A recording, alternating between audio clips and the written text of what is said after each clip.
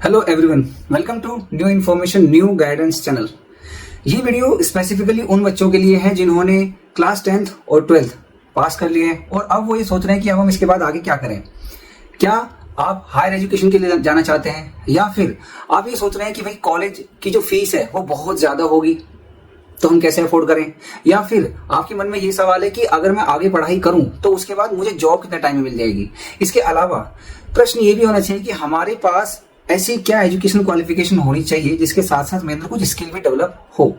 आज मैं इस वीडियो में बात करूंगा कुछ ऐसे कोर्सेज के बारे में जिन्हें हम 10th और 12th के बाद इजीली कर सकते हैं और जिसके बाद हम जॉब रेडी हो पाते हैं। जी हाँ, इस वीडियो में बात करने जा रहा हूं आईटीआई के बारे में। आईटीआई मतलब इंडस्ट्रियल ट्रेनिंग इंस्टीट्यूट। कुछ ऐसे इंस्टीट्यूट जहां पर हम कुछ स्पेसिफिक ट्रेड्स के बारे में हम ट्रेनिंग लेते हैं, नॉलेज लेते हैं और उसके साथ साथ हमारी एक जॉब ट्रेनिंग भी चलती रहती है जिसके बाद में एक जो जॉब मिलने के चांसेस हैं वो हमारे ज्यादा बढ़ जाते हैं। ठीक है, तो जब मैं यहाँ पर इस वीडियो में आईटीआई के बारे में बात करूंगा तो मैं ये बात करूंगा कि इसके अंदर कौन कौन से ट्रेड्स हैं, अलग अलग ट्रेड्स में क्या काम करते हैं और उसके बाद हम ये भी बात करेंगे कि आईटीआई में एडमिशन कैसे स्टार्ट होंगे, कब से स्टार्ट होंगे, इसके लिए क्या इंपॉर्टेंट डेट्स हैं। इसके अलावा इसकी फीस कितनी है, क्योंकि फीस को लेकर के बहुत ज्यादा बच्चों का संशय रहता है कि भाई कहीं बहुत ज्यादा तो नहीं है कोर्स की फीस और हम उसे अफोर्ड कर पाएंगे नहीं कर पाएंगे। तो इन सभी चीजों के बारे में हम इस वीडियो में बात करेंगे। तो आई होप कि आप इस वीडियो को पूरा देखेंगे। तो चलिए शुरू करते हैं। तो दोस्तों, यदि हम आईटीआई के अंदर ट्रेड्स की बात करें तो इसके अंदर अलग अलग सेक्टर्स हैं और टोटल ट्रेड हमारे 52 के आसपास हैं, जिसके अंदर इंजीनियरिंग और नॉन इंजीनियरिंग अलग अलग टाइप के हमारी ये ट्रेड्स हैं। अगर मैं ट्रेड्स के अलावा बात करूं कि इसके सीट्स की इंफॉर्मेशन कितनी है, तो ट्रेड में कौन सी हर एक जो सेक्टर है उसमें कितनी वैकेंसीज है या कितनी सीट्स होती हैं, ये सारी इंफॉर्मेशन आपको इसके प्रोस्पेक्टस मिल जाएगी जिसको कि हम इसके कमेंट सेक्शन में डाल देंगे। लेकिन फिर भी हम एक छोटा सा आइडिया ले लेते हैं कि ट्रेड सेक्शन में क्या क्या है और उनमें क्या क्या हम पढ़ाई करते हैं। सबसे पहले ब्यूटी एंड वेलनेस। देखिए, ब्यूटी एंड वेलनेस के अंदर जो कोर्स है उसमें लिखा हुआ है cosmetology and it is only for the girls, यानी कि ये ट्रेड या ये सेक्टर सिर्फ गर्ल्स के लिए। इसके अंदर टोटल 456 सीट्स हैं। अब देखिए, कॉस्मेटोलॉजी का मतलब क्या है। कॉस्मेटोलॉजी मतलब ये कि जो भी कॉस्मेटिक्स का सामान है, कॉस्मेटिक्स की चीजें, लिपस्टिक, बिंदी, पाउडर जो भी है, उसको किस तरीके से हम इस तरीके से यूज करें या इस वे में यूज करें कि एक व्यक्ति या एक पर्सन को हम ब्यूटीफाई कर पाएं या उसे सुंदर दिखा पाएं। इसके अलावा अगर हम नेक्स्ट ट्रेड पे जाएं तो यहां पर आती है अपैरल।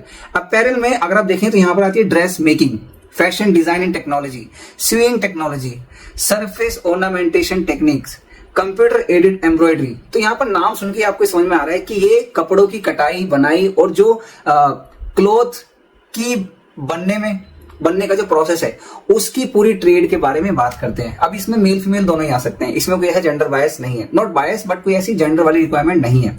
तो 10वीं पास करे हुए बच्चे या 12वीं पास करे हुए बच्चे जिन्हें लगता है कि भाई वो कपड़े की फील्ड में कपड़े का काम करके अपना करियर बनाना चाहते हैं, उनके लिए बड़ी अच्छी ट्रेड है। अब हम इससे थोड़ा सा आगे चले तो यहाँ पर आती है ऑटोमोटिव।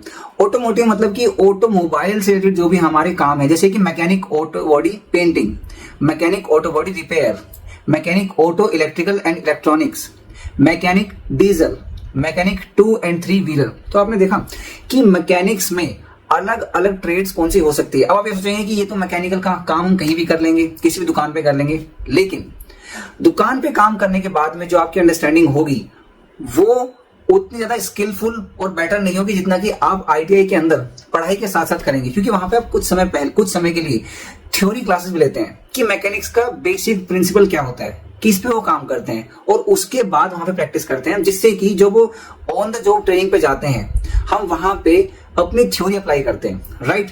अब इसके अलावा एक और ट्रेड यहाँ पे बड़ी इंटरेस्टिंग हुआ है, कैपिटल गुड्स एंड मैन्युफैक्चरिंग। इसका मतलब क्या है?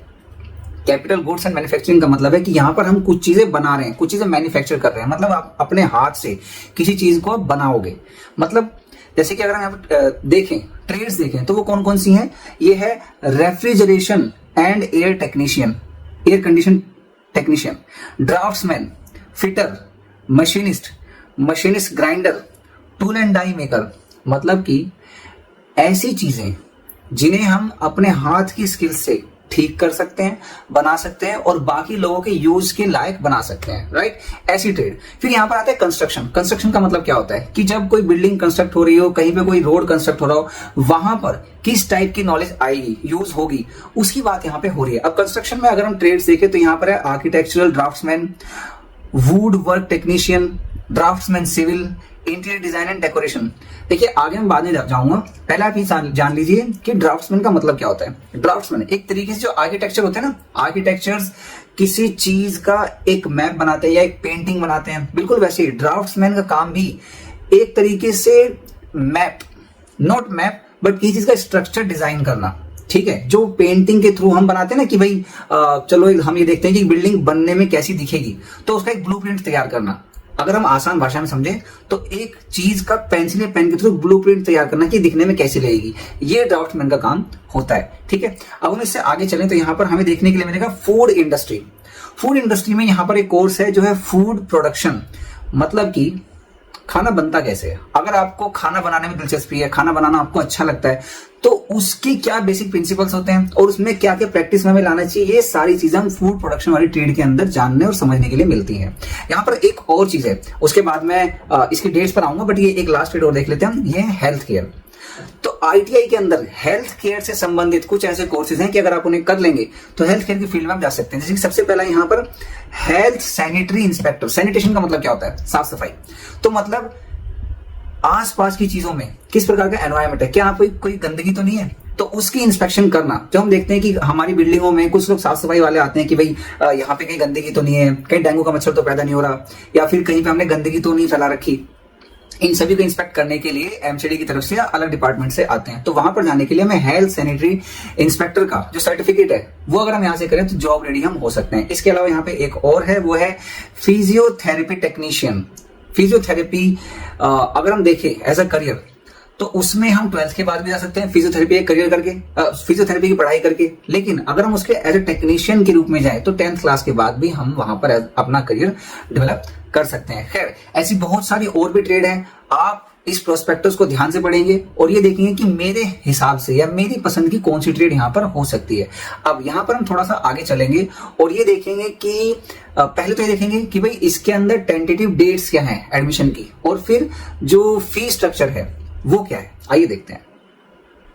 तो दोस्तों यहां पर हम सबसे पहले आईटीआईज में एडमिशन लेने के लिए हमें कितनी फीस लगती है इसके बारे में इंफॉर्मेशन पहले हम ले लेते हैं कि इसका फीस स्ट्रक्चर क्या है। देखिए सबसे पहली बात तो यह है कि अगर आप आईटीआई में अप्लाई कर रहे हैं तो उसकी रजिस्ट्रेशन फीस 200 रुपए होती है, ठीक है।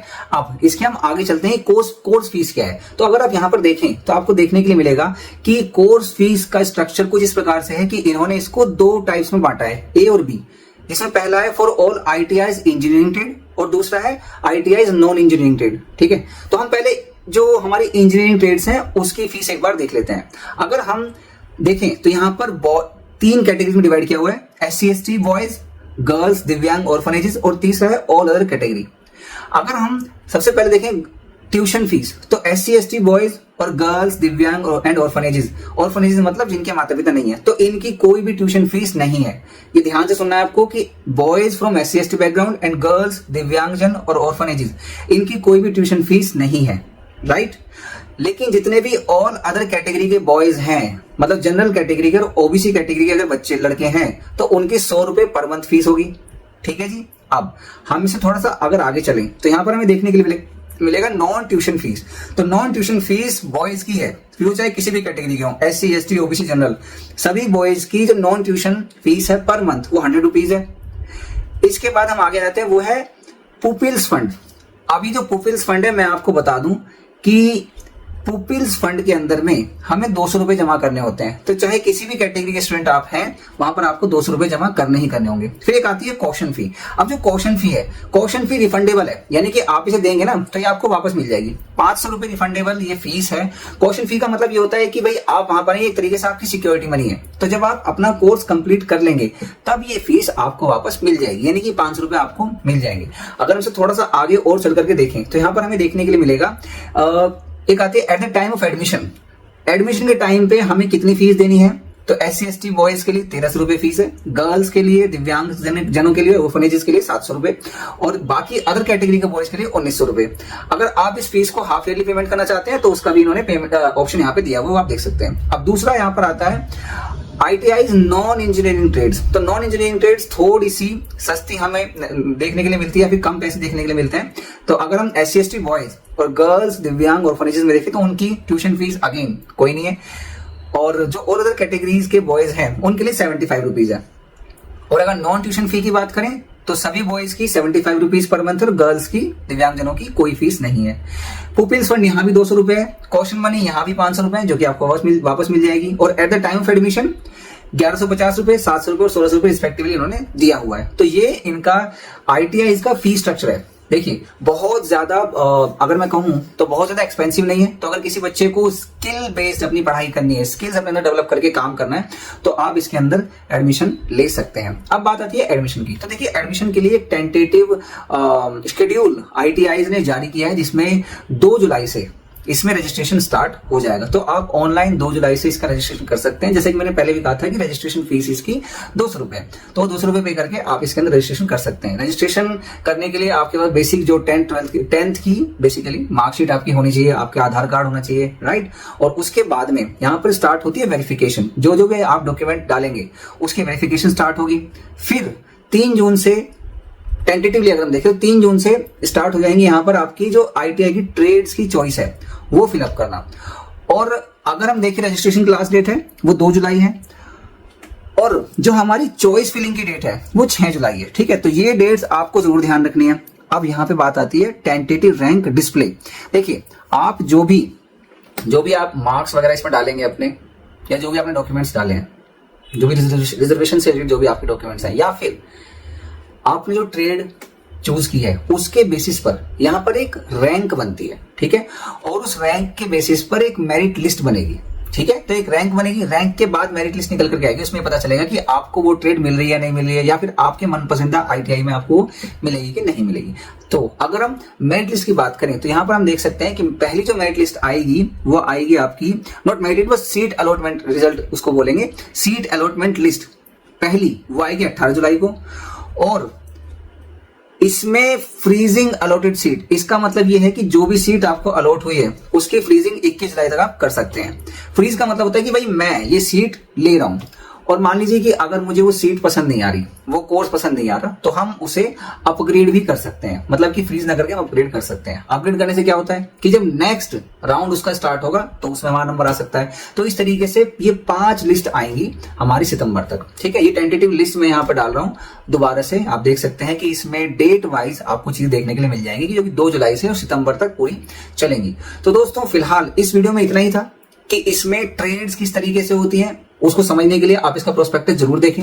उसके बाद यहाँ पर एक टेंटेटिव डेट्स बताई गई हैं, आप उसको फॉलो करें। और फिर जो फीस है आप उस पर भी ध्यान दीजिए कि बहुत ज्यादा कोई बहुत लग्जरियस फीस ही नहीं ले रहे हैं और हमें स्किल्ड भी बना रहे हैं। तो फिलहाल इस वीडियो में इतना ही। अगर ITI से संबंधित किसी भी बच्चे का कोई भी डाउट है तो वो यहाँ पर जरूर पूछ लें। और अगर आपके आसपास कोई ऐसा बच्चा है जो कि ITI करने में इंटरेस्टेड है, आप उसे ये वीडियो जरूर शेयर कीजिए। Thank you.